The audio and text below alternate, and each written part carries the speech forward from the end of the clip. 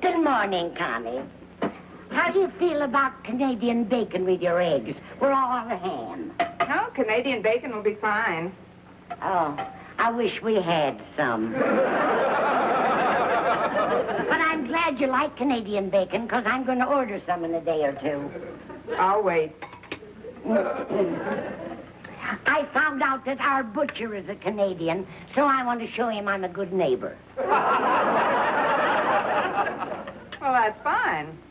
But our grocer, Mr. Thor, is a Laplander. Don't you think you should order some Lap from him? Lap? What's that? That's what Mr. Boynton won't let me sit in his. I'll settle for toast and coffee. You can skip the egg. Well, all right, dear. I'll eat it later. Speaking of Mr. Boynton, what's exciting at school? Speaking of Mr. Boynton, nothing. Oh, but I shouldn't say that.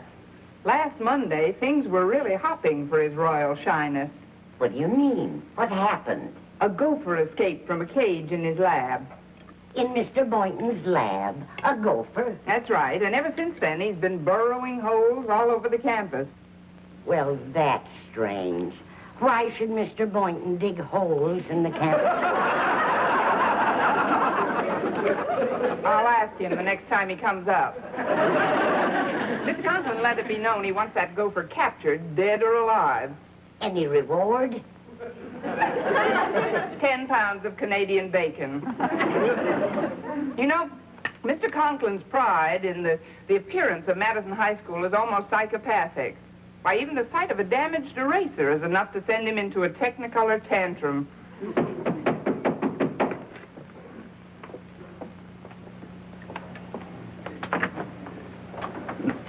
Well, if it isn't Mr. Tantrum.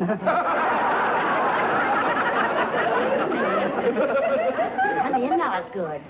Evidently, your front doorbell is out of order, Margaret. Oh, we're having it repaired today, Mr. Conklin. To what do we owe the pleasure of this visit, sir? It won't be such a big, fat pleasure when I'm through with you, Miss Brooks. Sit down. Is there anything No?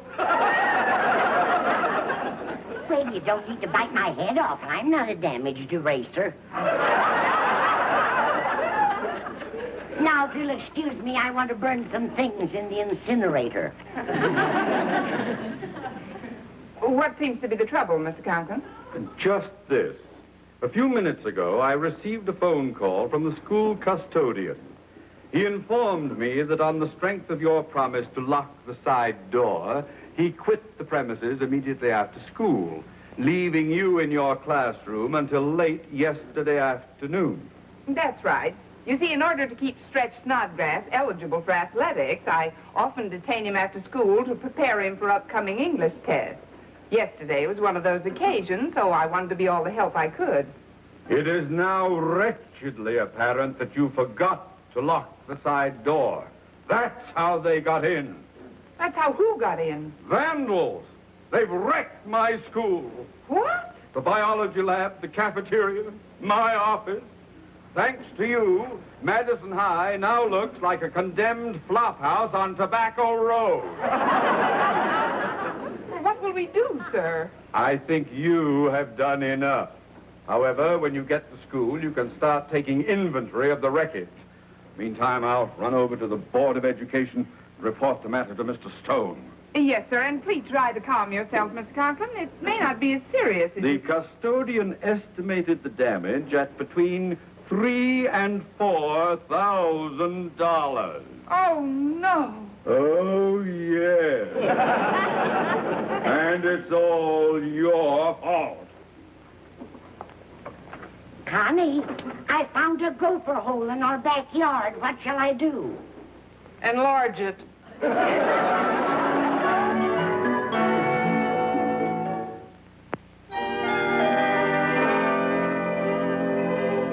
Well, Mr. Boynton. Good morning, Miss Brooks. I understand that Mr. Conklin ordered that everything be left. Harriet told me. You can be certain beyond a shadow of a doubt that nothing in here has been touched. Good, Sergeant. Have you dusted the place for fingerprints yet? Nothing bothers you, does it? Oh, I wouldn't say that. Look at this place. Positively appalling. However, speaking as man to man, that is, speaking as man to woman. You peeked.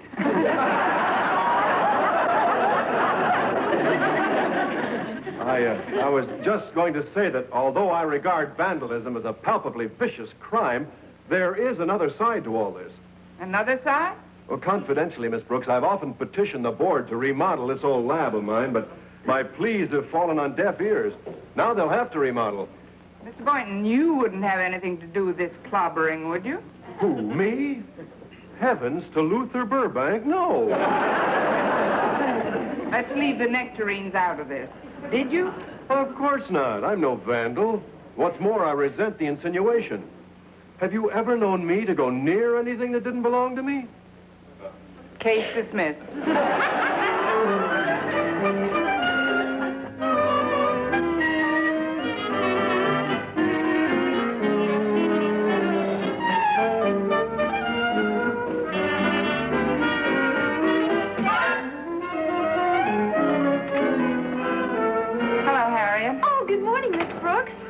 Just wait until Daddy sees this office. He'll hit the ceiling. Well, that's one way to make the ceiling match the walls.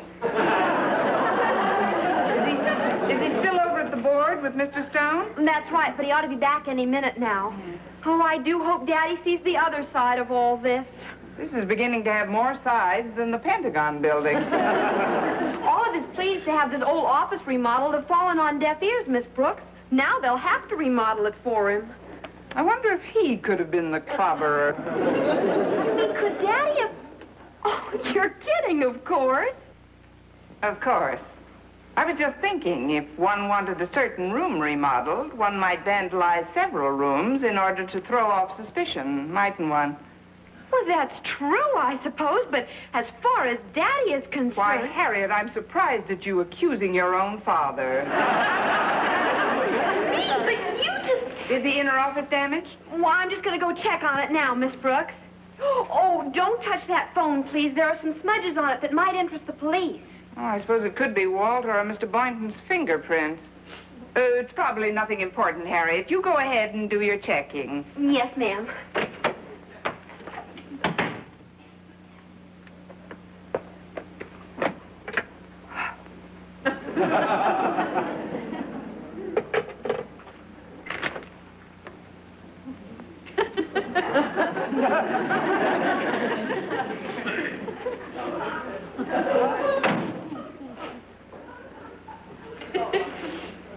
I'd like to faint. But there doesn't seem to be a place to fall down.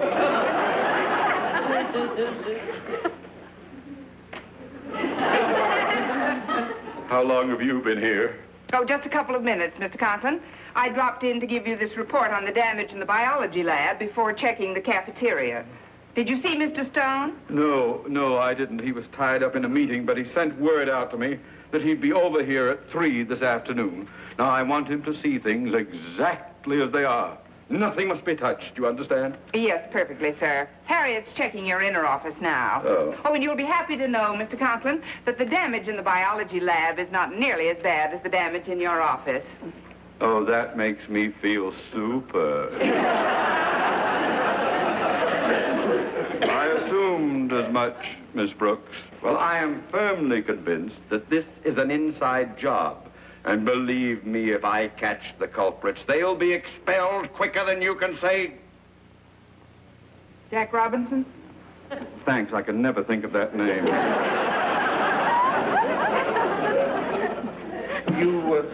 You said you dropped in here a couple of minutes ago, Miss Brooks? Yes, sir. Are you absolutely certain that everything in here is exactly as you found it? Yes, sir, everything. Good.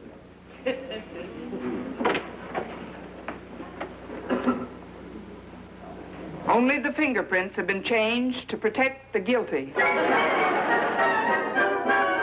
not a pretty sight, is it? Not very.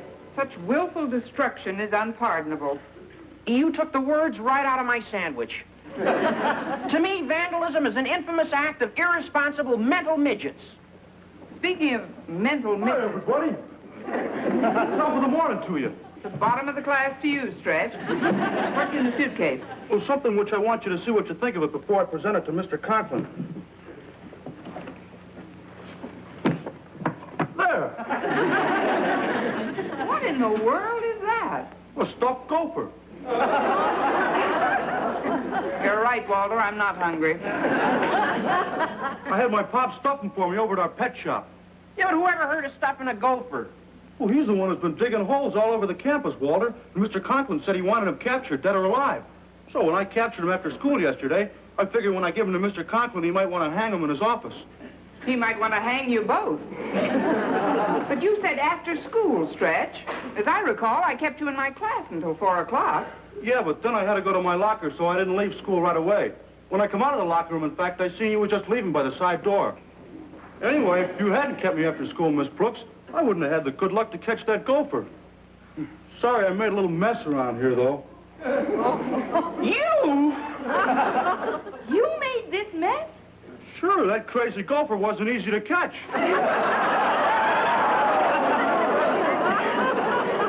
Stretch, you're a vandal. Oh, I ain't. My folks come from Dakota. Well, never mind that. What happened after you saw me leaving school? Well, I was about to leave myself, and then I seen that gopher skittering down the hallway. So I took out after him and chased him right into Mr. Conklin's office. Boy, he was running up a storm. I couldn't corner him, even though I flung Mr. Conklin's inkwell and chairs and everything at him. So you chased him into the biology lab.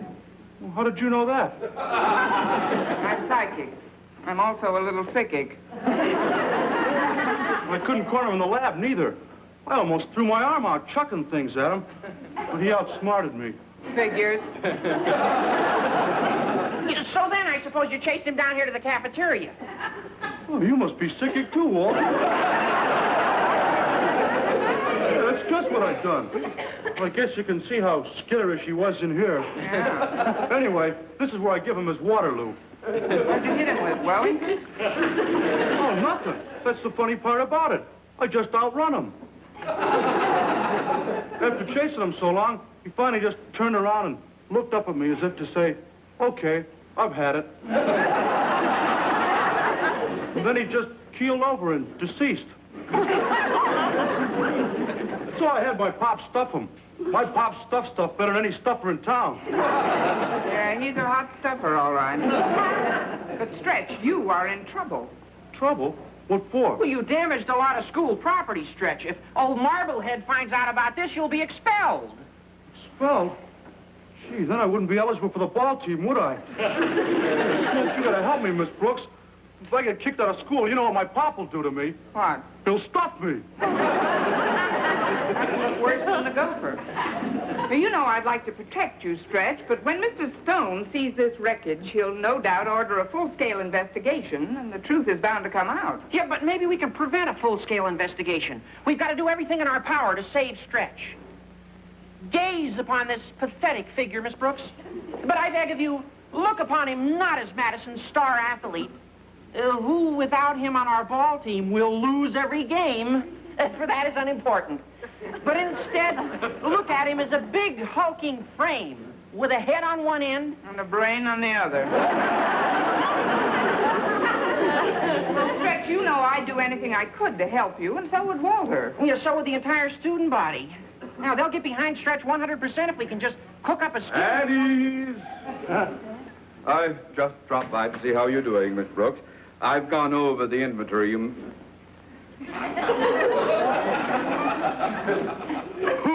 is that? He's the gopher you wanted captured. I had him stuffed so you could hang him in your office. So I could hang him in my... March! Bye, Miss Brooks. Bye, Walter. So long, Stretch.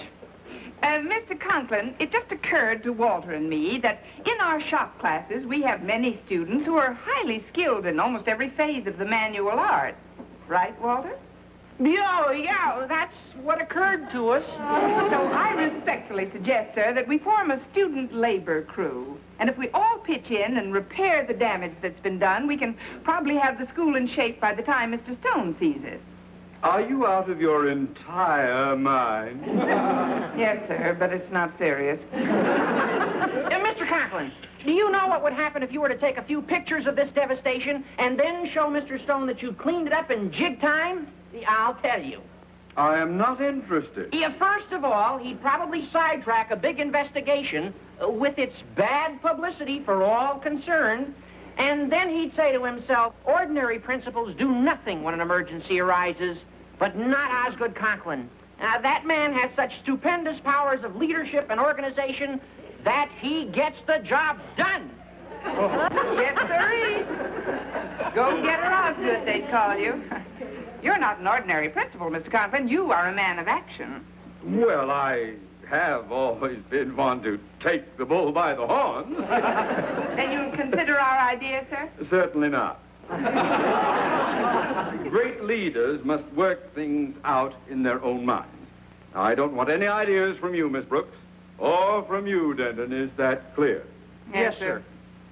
Now then, I have an idea.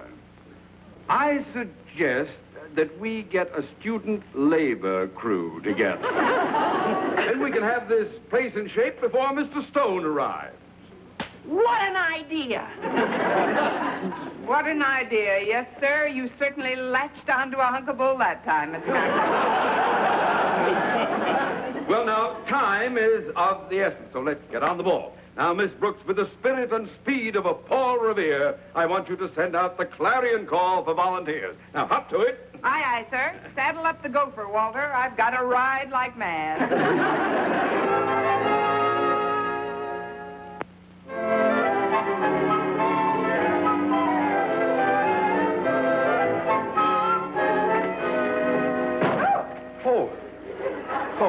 I'm sorry, Miss Brooks. Say, that student labor crew's really going great guns. They've got the lab and the cafeteria looking almost normal again. Well, I've been going great guns myself, Mr. Boynton. Well, it'll all be over soon. Tonight I'll take you to the movies. Then you can relax a little. Oh, fine. I'm almost finished in here now. Is there anything I can do for you? Yes, but that can wait till we get to the movie. You might give Mr. Conklin a hand, though. He's been working like a maniac all day. Yes, I know. I've never seen a person work so hard. I was sorry to hear about the accident he had in the cafeteria, though. Accident? Well, didn't you know?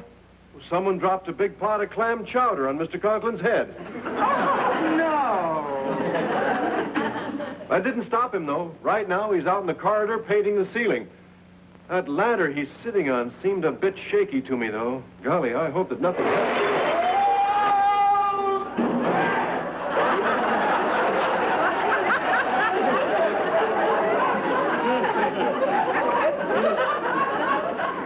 It's not shaky now. Well, we'd better tell poor Mr. Conklin to slow down.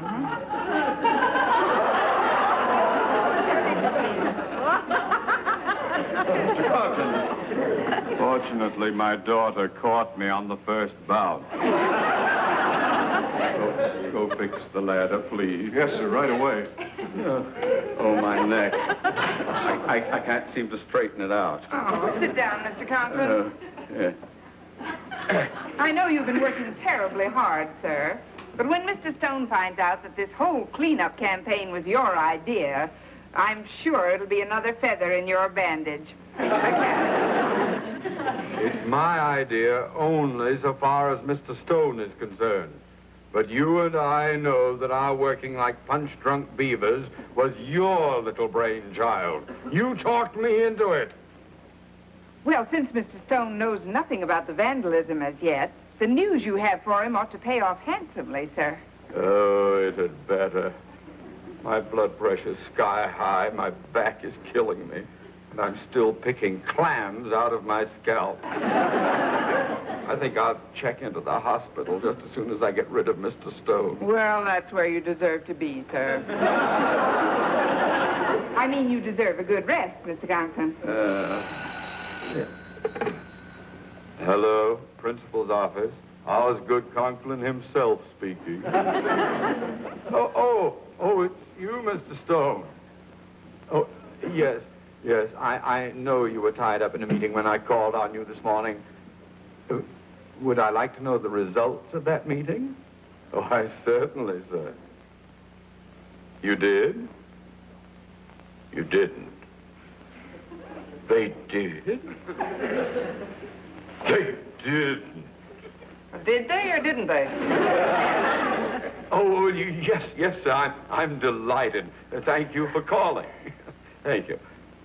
I suppose you'd like to know the results of Mr. Stone's meeting, wouldn't you? If you care to confide in me, sir. Oh, I do. I do. Mr. Stone just informed me that he pushed through an appropriation to have the cafeteria, the biology lab, and this office completely remodeled. I assume you know what this entails. Yes, sir.